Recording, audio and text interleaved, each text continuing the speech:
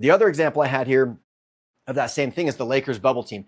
I don't think that was like a true championship team, but they've changed a lot of things since then. And I know that KCP and Dwight Howard, those guys are like convinced that they would have won the championship, 2-3 more years. So here's what, so KCP says this, that the GOAT debate would be over by now if the Lakers kept the title team together in 2020. Basically saying they would have won a couple more. Dwight Howard says they should have never split that team up. We would have had 3 in a row.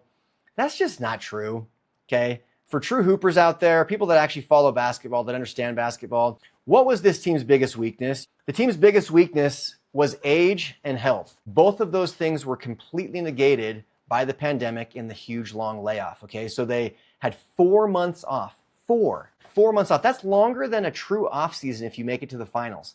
They had 4 months off to totally reset. Any injuries, nagging injuries, lingering issues, completely healed and ready to go as if it's the start of a brand new season. And on top of that, no travel, okay? And then you add on top of that, this is a mature team who might not need as much, stability or whatever at home or cruising for chicks for the single dudes, because we know these NBA players do that, and which is totally fine. All men do that, especially when they're young. But these older, more mature guys, they need the rest. They don't really care a bit.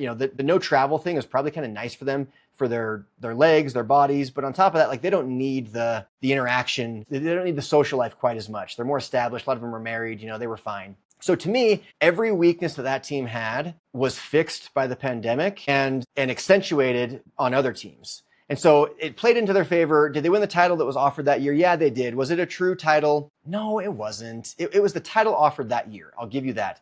But was it a true, legitimate, normal title? No, of course not. Is Anthony Davis deep in his heart of hearts thinking to himself, I kind of wish I had a real championship? I guarantee he is. I guarantee that thought has crossed his mind. He wants to celebrate with like real fans in the stand, not the freaking cardboard cutouts and like the digital programming fans and the fake crowd noise they were pumping in. That was wildly fun to watch, because we all needed it during the pandemic to watch the bubble competition. It was really fun.